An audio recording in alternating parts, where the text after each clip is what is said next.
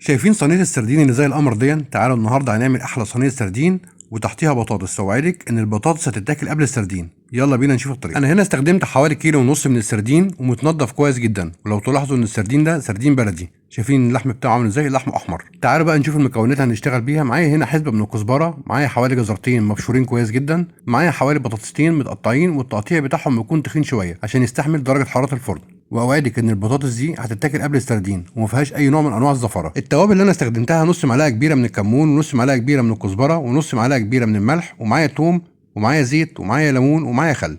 دي التوابل اللي انا هستخدمها في الوصفه، بجانب مجموعه من الخضار اللي هيدينا ريحه جميله جدا للصينيه. معايا بصل متقطع كله جوانح، وانا مقطع البصل تقطيعه محمله شويه، ومعايا هنا فلفل اخضر، ومعايا طماطم، والطماطم برضو انا مقطعها تقطيعه محمله شويه، يعني مش هقطعها رفيع عشان ما تهريش مني بسرعه. بوله فاضيه هنحضر فيها التتبيله بتاعتنا. هنزل اول بالليمون، وهنزل كمان معاه بالخل، وهنزل كمان معاه بالزيت. كل المكونات السائله دي هنزل بيها في الاول وهضربهم كويس جدا لحد ما اعمل حاجه اسمها الدريسنج، وده الصوص اللي انا هبتدي اتبل منه السمك بتاعنا، وهاخد منه جزء بعد كده للخضار. هنشوف مع بعضنا. بعد ما اضربها كويس جدا هتلاقي القوام بتاعها تقل معايا زي ما انتم شايفين المنظر كده. في نفس البوله هبتدي انزل بنص معلقه الملح الكبيره، ونص معلقه الكمون كبيره، ونص معلقه كزبره كبيره، كلهم في نفس البوله، مش هنعمل مواعين كتير. وهنزل كمان بالثوم بتاعنا، كميه الثوم بقى على حسب الرغبه. هقلبهم كويس جدا مع بعض. التتبيله دي تصلح لاي نوع من انواع السمك، تتبيله طعمها وريحتها تحفه. هشيل بقى التتبيله دي على جنب دلوقتي واقول لكم ليه. حضري اي بوله عندك تاني فاضيه، وهنبتدي ننزل فيها بالخضار بتاعنا كله. هنزل اول حاجه بالبصل بتاعنا المتقطع متحمل شويه، وهنزل بالفلفل الاخضر بتاعنا، وهنزل بالكزبره بتدي طعم وريحه تحفه، وهنزل كمان بجزرتين كبار مبشورين بتدي طعم تسكيره جميله جدا مع السمك، وهنزل بجزء من التتبيله. عشان كده انا قسمت التتبيله دي على مرحلتين، والجزء التاني طبعا هتبل منه السمك. هحط كل المكونات بتاعتي واديها تقليبه كويس جدا، وطبعا انا مش ناسي الطماطم، انا مخليها للاخر هي والبطاطس. هقلبهم كويس جدا مع المكونات واسيبهم حوالي ربع ساعه يتشربوا، وابتدي اعمل بقى تتبيله السمك. انا بسيبهم شويه عشان خاطر البطاطس تشرب من طعم التتبيله. انا هنزل بكل كميه السردين اللي موجوده معايا، وهتبله على طول في الميه دي. هي مش محتاجه ان هي تتحشي من التتبيله، هي يا دوبك هتتشرب بس من الميه دي زي ما انتم شايفين كده. هغطسها كده في الميه واطلعها، هي كده خلاص اتبلت. وهسيبها برضو حوالي ربع ساعه، وابتدي ارصها في الصينيه مع الخضار.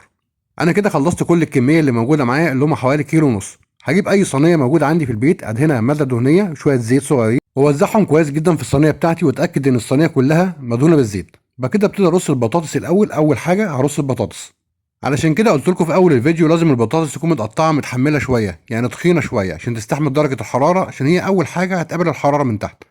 بعد كده هنزل بكل كميه الخضار اللي موجوده معانا وافرشها على البطاطس. بعد كده هنجيب كميه السمك اللي احنا تبلناه ونبتدي نرصه اي رصه تعجبنا على الصينيه من فوق، بس دي اجمل رصه بتترص للسمك السردين. في المرحله دي لو بتحب طعم الليمون زياده ممكن نزود ليمون على وش الصينيه، شكلها تحفه. هبتدي انزل بعد كده بكميه الخضار اللي موجود معايا على وش الصينيه من فوق، وده برضه هيديله طعم جميل جدا. يعني احنا عندنا خضار من فوق وخضار من تحت والسمك في النص. هيخش الفرن لمده نص ساعه على درجه حراره 180. اتفرجوا بقى على المنظر بعد ما خلصت، تحفه.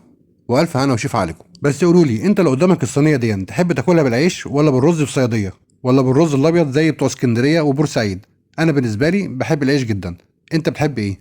ده كان المنظر النهائي ليها. زي ما انتم شايفين كده البطاطس دايبه دوب ومستويه كويس جدا، وكل الخضار مستوي كويس جدا، والريحه كانت تحفه بصراحه. كده احنا خلصنا الوصفه النهارده. احب اعرف رايكم في الكومنتات، لان انتوا رايكم يهمني. متشكرين جدا لكم، مع السلامه.